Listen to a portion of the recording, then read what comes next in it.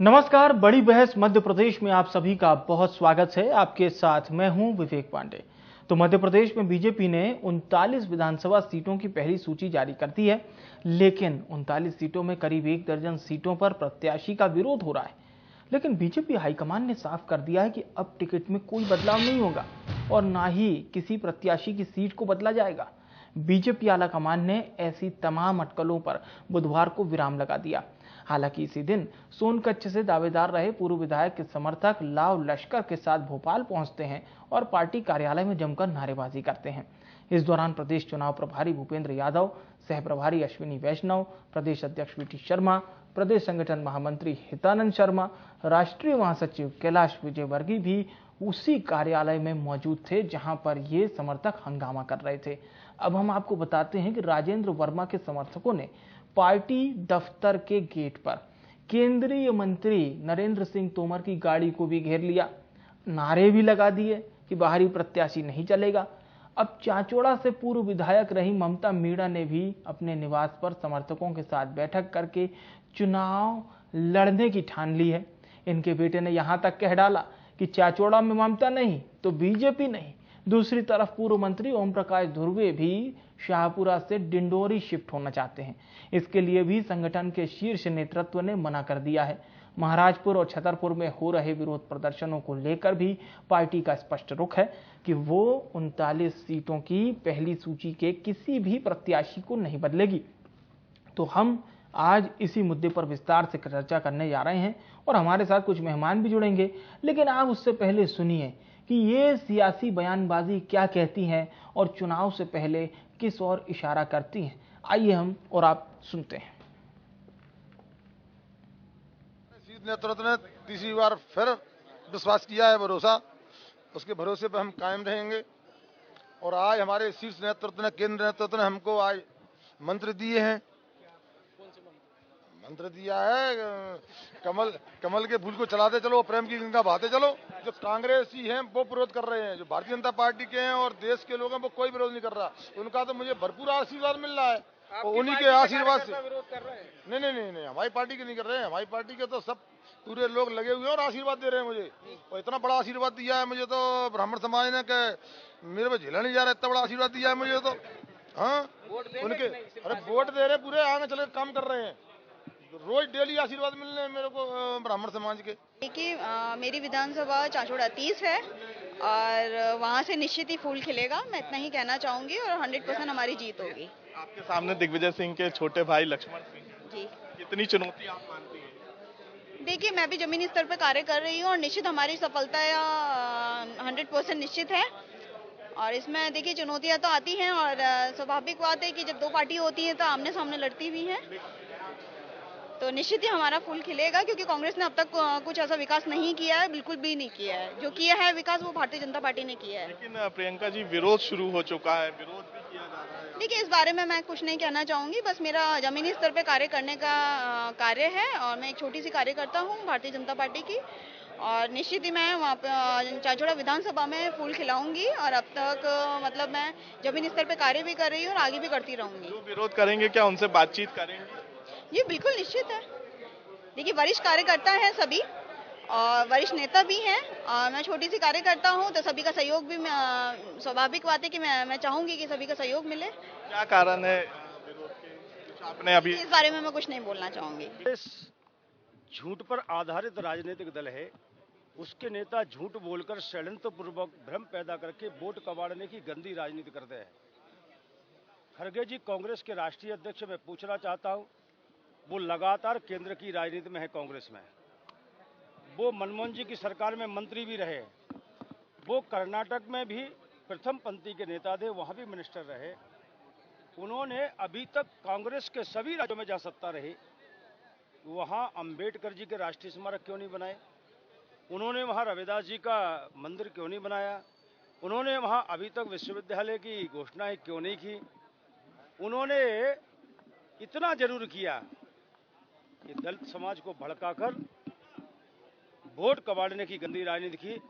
और मैं तो कहना चाहता हूं, बहुत गंभीर आरोप लगाना चाहता हूं, बाबा साहब भीमराव अंबेडकर जी को जीते जी और मरने के बाद भी किसी ने अपमान किया है तो वो कांग्रेस पार्टी है। ये तो भारतीय जनता पार्टी का आंतरिक विषय है कि वो क्यों, किन परिस्थितियों में और किन मजबूरियों में ये निर्णय ले रहे हैं। लेकिन आम लोग इसको इस नज़रिए से देख रहे हैं कि जब कोई दीपक बुझता है तो वो अंतिम समय में उसकी ज्वाला भभकती है और बुझ जाती है। तो भारतीय जनता पार्टी का मध्य प्रदेश में ये अंतिम पड़ाव है। इनकी सरकार किसी भी दशा में बनने वाली नहीं है। मतदाताओं का रुझान इनसे अलग हो गया। कि मैं वही कह रहा हूँ कि ये भारतीय जनता पार्टी के द्वारा लिए गए गलत फैसले के प्रति लोगों की प्रतिक्रिया है जो स्पष्ट रूप से देखने को मिल रही है। लेकिन ये उनकी चिंता का विषय है। हमारा विषय ये है कि मध्य प्रदेश प्रगति और विकास के द्वार पर दस्तक दे और कमलनाथ जी के नेतृत्व में आगे बढ़े। और चलिए अब चर्चा को शुरू करते हैं। दो खास मेहमानों को आपके साथ जोड़ते हैं। सनवर पटेल जी प्रवक्ता हैं भारतीय जनता पार्टी के और नीलाभ शुक्ला जी प्रवक्ता हैं कांग्रेस पार्टी के। आप दोनों मेहमानों का बहुत स्वागत है इंडिया न्यूज में। चर्चा की शुरुआत सनवर पटेल जी मैं आपसे करना चाहूंगा। 90 के दशक में दूरदर्शन पर एक सीरियल आया करता था, उसका एक बहुत ही चर्चित डायलॉग था, ये क्या हो रहा है। तो आज थोड़ा सा मैं जरूर पूछना चाहता हूं, हमारे दर्शकों के लिए जरूर बताइए कि ये क्या हो रहा है। जी सनवर जी। जी सनवर साहब, हाँ बोलिए। आज तक के इतिहास में इस प्रकार से टिकटों का वितरण, 100 दिन के पहले टिकटों का वितरण, ये परंपरा नहीं रही है राजनीतिक दलों की। तो कांग्रेस परेशान है कि ये क्या हो रहा है।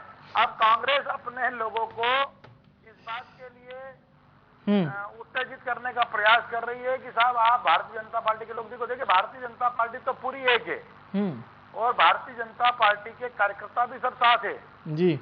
और जिस तरफ आप इशारा कर रहे हैं, हाँ जी, जब आपका परिवार बड़ा होता है जी तो बातें भी होती है, लेकिन अंततः पूरी भारतीय जनता पार्टी एक है। भारतीय जनता पार्टी का जिनको टिकट मिल गया है, सारे कार्यकर्ता एकजुट होकर भारतीय जनता पार्टी के कैंडिडेट को भारी बहुमत से जिताएंगे और ऐतिहासिक मतों से और ऐतिहासिक सीटों के साथ भारतीय जनता पार्टी की सरकार 2023 में और फिर 2024 में 29 की 29 सीटें भारतीय जनता पार्टी जीतेगी। देखिए आप। ठीक है, आपको ऐसा लगता है। चलिए मैं नीलाभ जी से पूछ लेता हूँ। नीलाभ जी, अब ठीक है, अभी तो आप लोग टिकट की घोषणा नहीं कर रहे, मतलब समझ में आ रहा है कि कांग्रेस वेट एंड वॉच की भूमिका में बिल्कुल है, क्योंकि बीजेपी के तो अब कयास आ रहे हैं कि दूसरी लिस्ट भी जारी हो सकती है साहब। खैर, आप लोगों को क्या आनंद मिल रहा है?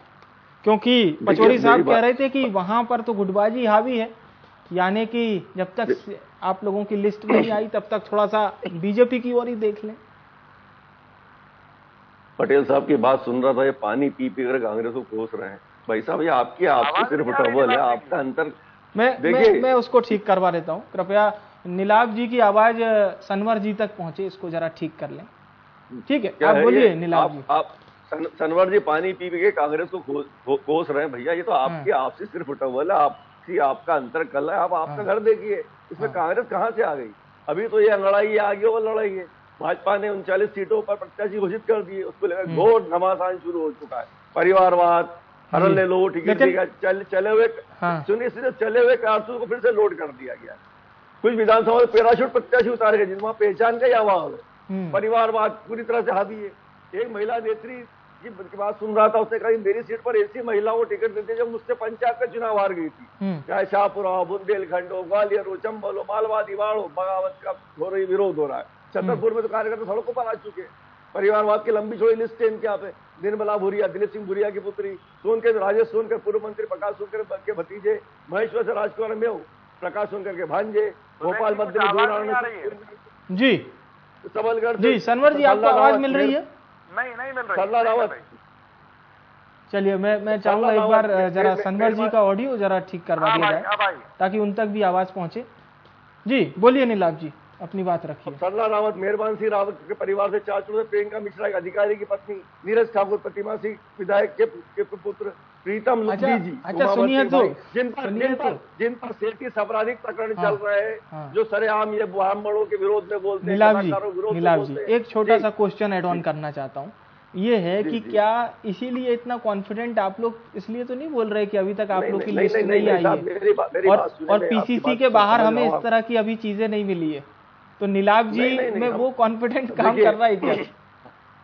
मेरी बात सुने, ये तो इनके आपसी फुटबॉल है, आपसी अंतरकला। भाजपा जूझ रही, शिवराज भाजपा, नाराज भाजपा, महाराज भाजपा। अभी तो अमित शाह जी को 4-4 दौरे करना पड़े। उसके बाद देखिए आप, यहाँ के स्थानीय नेतृत्व को भरोसा ही नहीं, न संगठन पे भरोसा है। 230 विधायक अन्य प्रदेशों से लाए गए जो सर्वे करेंगे। अब सवाल ये खड़ा होता है कि अभी सर्वे हुआ नहीं है, वो 230 के गुजरात से आए, महाराष्ट्र से आए, बिहार से आए, तमाम जगह से विधायक आए, प्रत्येक विधानसभा में जाकर सर्वे करेंगे, रिपोर्ट कार्ड चाहिए। उसके पहले तो 39 टिकट आपने घोषित कर दिए। अब जो विधायक बाहर से आए वो सर्वे में के खिलाफ अगर रिपोर्ट आती है उसके आप टिकट बदलेंगे। एक और तो आप कहते हैं कि विरोध कर रहे हो, हम टिकट नहीं बदलेंगे। वो जो सर्वे करने विधायक आए, अभी सर्वे हुआ नहीं, वो जब रिपोर्ट 39 के खिलाफ देंगे तो क्या आप टिकट बदलेंगे? चलिए ठीक है, आप जी जूझ रही है भारतीय, हम देखें। ठीक है, मैं पूछता हूँ, आपकी लड़ाई चल रही है, आपको मुबारक हो। हम तो मुद्दों की बात करेंगे, आपके भारतीय जनता पार्टी भ्रष्टाचार को उजागर करेंगे। चलिए मैं पूछता हूँ सनवर जी से और वापस आपके पास लौटता हूँ। तो सनवर जी एक बात जरूर बताइए, सत्तारूढ़ दल हैं आप लोग और एक लंबा लेखा जोखा है आपके पास सरकार चलाने का भी और सरकार के तमाम कामों का भी, तभी तो आप लोगों ने रिपोर्ट कार्ड पेश किया था। फिर आप लोग चैलेंज भी कर रहे थे कांग्रेस को कि आप में दम है तो 50 साल का रिपोर्ट कार्ड पेश कीजिए। लेकिन सनवर जी, ये सब बातें ठीक लगती हैं, पर जब आपके प्रदेश कार्यालय के गेट पर आपकी ही पार्टी का कार्यकर्ता नारे लगाता है ना, तो थोड़ा बहुत ऐसा सोचने पर दिमाग जाता है कि भाई ये क्या हो रहा है। क्योंकि अगर जैसे सोनकच्छ का ताज़ा उदाहरण है और उन्होंने साफ तौर पर कहा कि साहब बाहरी व्यक्ति को टिकट दे दिया गया, तो कार्यकर्ता तो रीढ़ की हड्डी है, आप लोग तो कहते ही हैं। निश्चित रूप से विवेक जी, कार्यकर्ता रीढ़ की हड्डी है। अगर कहीं कुछ कार्यकर्ता को इस प्रकार से बात उनके सामने आई है तो वो भी निश्चित रूप से संगठन के निर्णय के साथ होंगे। और आप देखिएगा, अंततः भारतीय जनता पार्टी के सभी कार्यकर्ता एक साथ होकर और भारतीय जनता पार्टी के कैंडिडेट को जिताएंगे। जिस प्रकार से नीलाभ जी कह रहे थे, मैं नीलाभ जी की बात का भी उत्तर देना चाहता हूँ। नीलाभ जी कह रहे थे कि 230 विधायक आ गए सर्वे करने। हंसी आती है इनके इस प्रश्न पर कि आप इतना महत्वपूर्ण मौका मिला है इतने बड़े चैनल पर बैठने का और आप अपना समय बर्बाद कर रहे हैं, लोगों को हंसा रहे हैं। अरे ठीक है, नीलाभ जी आऊंगा, नीलाभ जी अरे भाई, सर्वे अगर विधायक करेंगे तो सीटें कैसे मिल गई? सीटें कैसे हो गई 39? टिकट कैसे हो गए 39? अपनी बातों से उसके पहले हो गए। ठीक है नीलाभ जी, पहले सनवर जी की बात सुन लेते हैं। आपके पास में आप भाजपा की कार्य पद्धति को नहीं समझेंगे। हमारे संगठन की व्यवस्था है, हम लोग भी जब गुजरात में चुनाव हुए थे तो गुजरात में जाते हैं, वहां के काम को समझते हैं और हमारे यहाँ भी लोग बाहर के हमारे मेहमान आते हैं।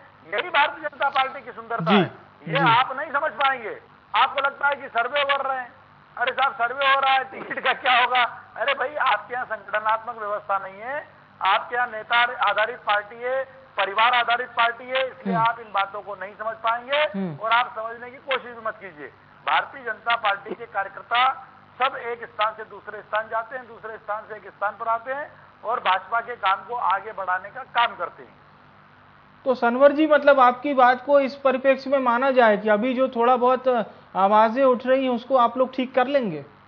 निश्चित रूप से कोई ऐसी आवाज नहीं है, ये परिवार की बात है, परिवार के अंदर सब तरह की बात होती है और अंततः सब एक साथ एक जाजम पर कमल के फूल को जिताने का काम करेंगे। चलिए ठीक है, अब मैं नीलाभ जी आपके पास आना चाहूंगा कि कांग्रेस पार्टी ने अभी अपने पत्ते नहीं खोले। कांग्रेस पार्टी ने अभी ये नहीं बताया कि साहब टिकट किसको देंगे, लेकिन देखिए बीजेपी एक कदम आगे तो आप लोगों से निकल गई। हारे हुए प्रत्याशियों की टिकट पहले घोषणा कर दी और उसमें कई ऐसे प्रत्याशी हैं जो पिछला चुनाव हार गए थे, यानी समय दे दिया है पर्याप्त उन्होंने।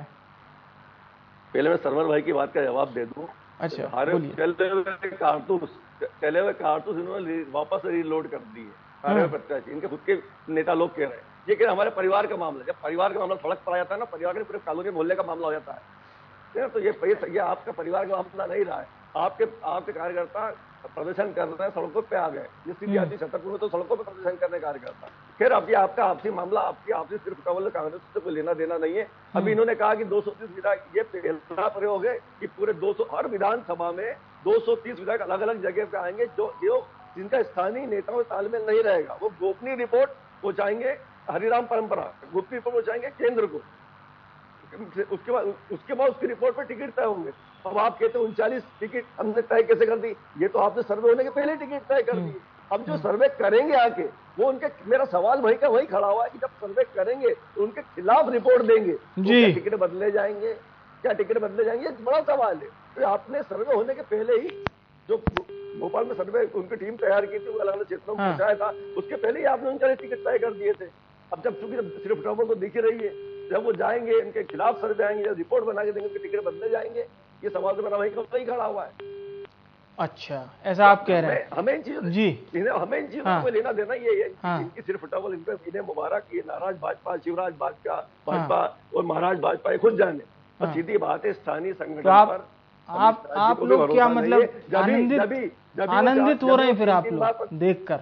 आनंद, हम तो आनंद इनके तमाशा देख रहे हैं। संगठन की बात करते हैं तो पार्टी डिफरेंट बात करते हैं। क्या ये माना जाए कि सनवर जी की पार्टी जब तक पूरे 230 विधानसभा क्षेत्रों में टिकट की घोषणा कर देगी उसके बाद ये बोलते हैं कि कांग्रेस कार्यकर्ता ये बड़ी बड़ी बातें करते हैं, इसकी बातें छोटी साबित हो रही, इनके मुद्दे बातें।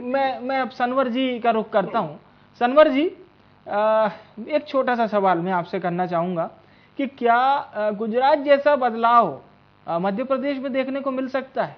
गुजरात में क्योंकि आप लोगों ने जो रिकॉर्ड बनाया था उसमें टिकटों में बहुत बड़ा बदलाव हुआ था। सनवर जी, सनवर जी से लग रहा है हमारी आवाज सनवर जी तक नहीं पहुंच पा रही है। एक बार उसको जरा ठीक कर लें। सनवर जी तक हमारी आवाज नहीं पहुंच पा रही है। सनवर जी बोल ही नहीं पा रहे हैं बेचारे। नहीं, अभी तो देखिए टेक्निकल फॉल्ट हुआ है सर, वो ना आपके हाथ में ना मेरे हाथ में। ठीक है नीलाभ जी, लेकिन टेक्निकल फॉल्ट का फायदा आपको जरूर मिलेगा। आप अपनी बात रखिए और मेरे इस छोटे से सवाल का जवाब दीजिए सर कि कांग्रेस कब घोषणा करेगी? मोस्ट अवेटेड हो रहा है कांग्रेस की भी, कौन होंगे? देखिए हम जो इन्होंने जो परंपरा डाल के सिस्टम बनाया कि 230 बाहर के विधायक आएंगे जिन्हें जमीन का पता ना, आसमान का पता ना, क्षेत्र का पता ना, विधानसभा का पता, वो जाके सर्वे करेंगे। क्या सर्वे करेंगे खाक?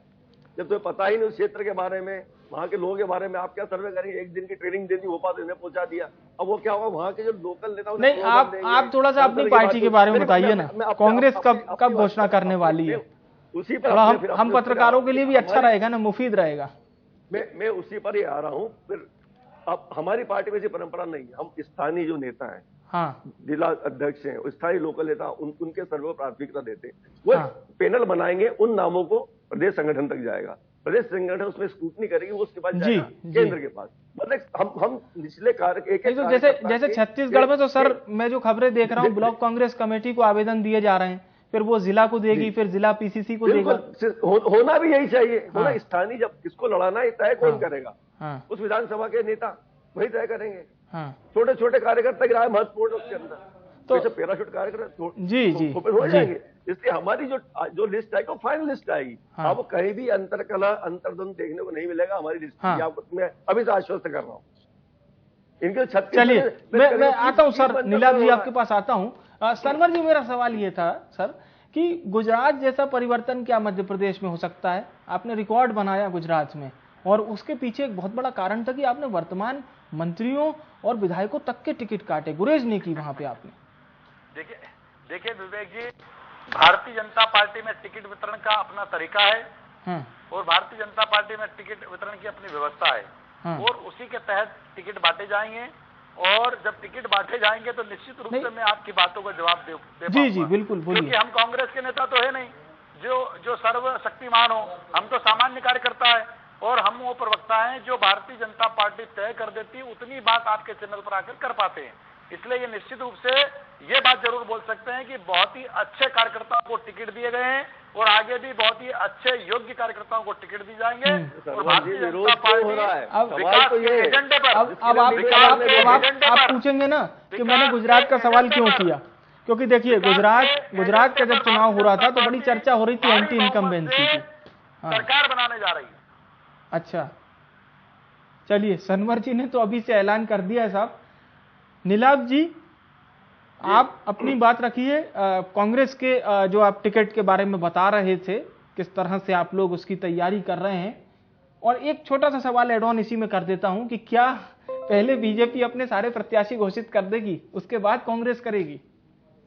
नहीं, ऐसा कुछ नहीं, हमें बीजेपी से कोई लेना देना नहीं है। अब ये कह रहे हैं कि हम तो बहुत सोच समझ के प्रत्याशी तय किए, तो फिर विरोध क्यों हो रहा है, जिसकी वजह से हम यहाँ डिबेट करने बैठे? बड़ा सवाल तो ये, आपकी पार्टी में विरोध हो रहा है, सिर्फ डबल हो रही है, अंतर कलह हो रहा है, इसलिए तो डिबेट आयोजित की गई कि हम बात कर रहे हैं भैया ऐसा क्यों हो रहा है। और अभी तो ये लड़ाई आगे और लड़ाई, 39 टिकट डिक्लेयर करने में ये हाल है। जब आप पूरे 230 कर चुके होंगे तब क्या हाल होगा? तो आप पहले अपने आप से लड़ोगे या कांग्रेस से? ये पहले सोचने वाली बात है। मैंने आपको बताया ना, हमारी सिस्टम फिक्स है।